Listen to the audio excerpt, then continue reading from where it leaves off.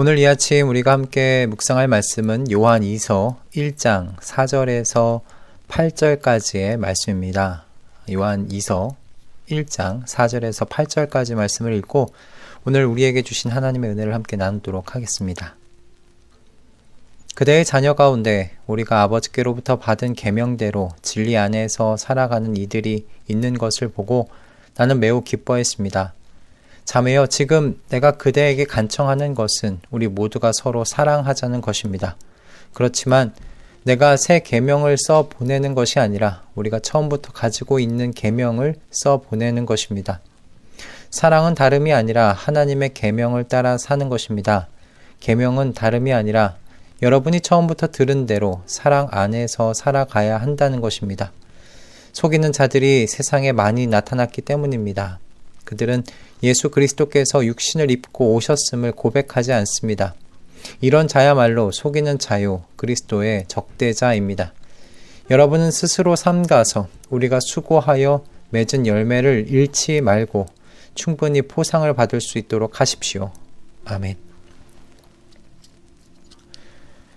한국교회만이 가지는 특징들을 꼽아보라고 하면 저는 두 가지를 꼽아볼 수 있겠다고 생각을 했습니다. 첫째는 새벽 기도고요. 그리고 두 번째는 성경 세미나입니다. 새벽 기도는 정말 그 세계 속에서 한국교회가 가지고 있는 그 특심의 결과죠.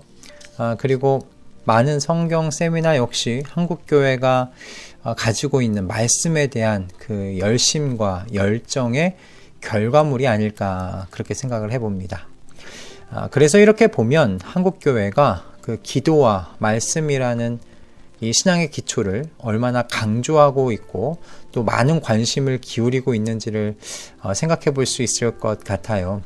이런 교회의 풍토에서 저도 자라났기 때문에 기도와 말씀을 참 성도들에게 많이 강조해 왔습니다. 그리고 아마도 한국교회 대부분의 성도님들도 기도와 말씀에 이렇게 열심을 내야 한다는 이런 가르침에 익숙하실 거라고 생각이 들었어요. 그런데 오늘 이 사도 요한 이 서신서를 읽고 묵상하면서 저는 좀 이상하다는 생각을 해봤습니다. 속이는 자들이 세상에 많이 나타났다고 오늘 본문에서 이야기를 하고 있는데 말씀을 그러면 더 묵상하고 모여서 말씀을 공부하는 데 열심을 내라는 말이 없다는 거예요. 지식이 없으면 속이는 자들에게 넘어갈 수 있으니까 더 많은 말씀의 지식을 습득하라고 그렇게 가르치고 있지 않다는 것이 좀 의아했습니다. 사도 요한은 오히려 무엇이라고 이야기하고 있냐면 서로 사랑하자고 말합니다. 하나님의 계명을 따라 사는 것, 곧 처음부터 가르침을 받은 대로 사랑 안에서 살아가야 한다고 그렇게 가르치고 있어요. 속이는 자들이 세상에 많이 나타났는데 성경 지식을 쌓아야 한다고 하지 않고 사랑의 실천을 말한다고 지금 이야기하고 있는 거예요. 사랑 안에서 살아야 한다고 이야기하고 있습니다. 여러분은 사도 요한의 이 논리가 어떻게 이해가 되십니까? 오늘날 한국교회 안에 이단 사상들이 들어오고 많은 사람들이 신천지와 같은 이단으로 빠지는 이유로 이 교회에서 교리교육에 부족했고 그리고 성도 개개인이 영적으로 무지하고 지금 무감각해서 거짓 가르침을 분별하지 못하기 때문이라는 그런 이유를 제시한 글을 제가 좀 읽은 적이 있었습니다. 또 그러나 한편으로는 이단으로 빠진 사람들 중에 많은 경우가 정서적인 아픔을 가지고 있고 또 기존 교회에서 사랑과 소속감에 대한 욕구를 해소하지 못한 경우들도 많다는 여러분 그런 조사도 있었어요.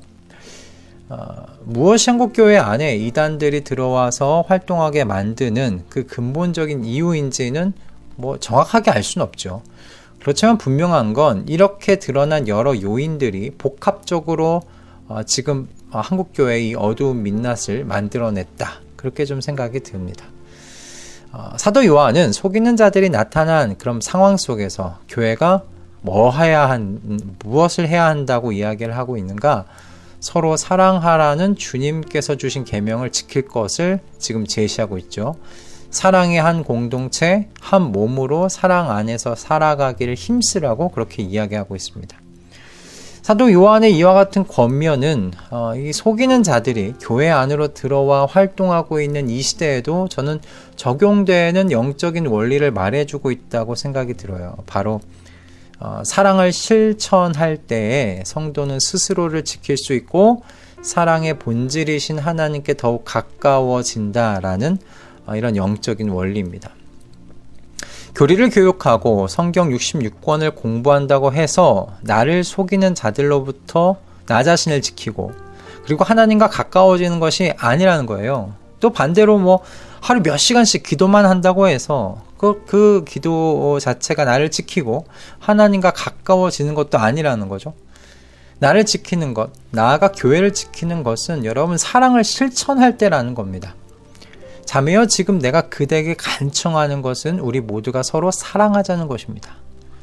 그럼 왜 여러분 서로를 사랑할 때 우리는 우리 자신을 속이는 자들로부터 지킬 수 있을 뿐만 아니라 나 자신을 또 하나님과 가까워질 수 있는 걸까?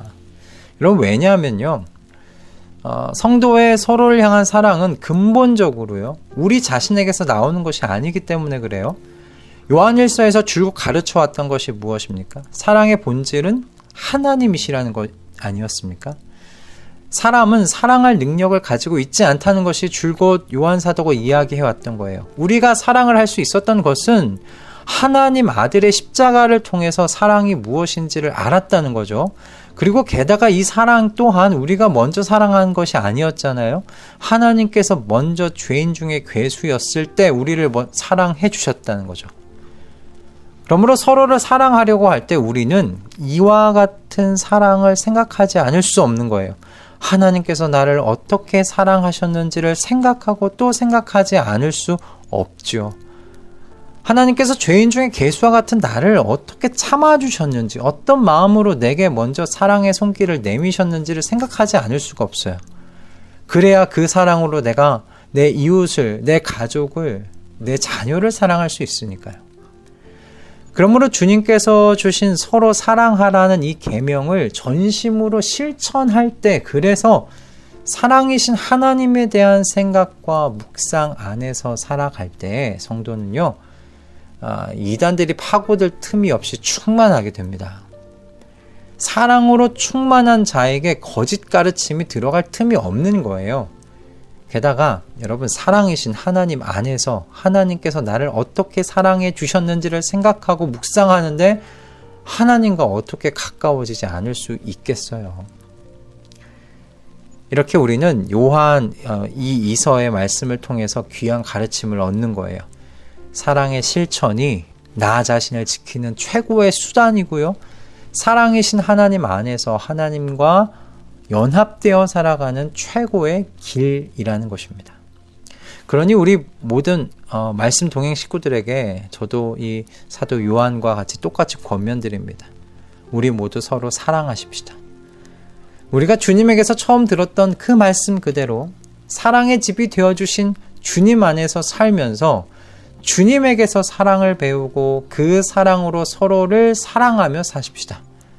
바로 이 사랑의 실천이, 이 사랑의 지식이 우리를 모든 속이는 자들로부터 지켜줄 것입니다.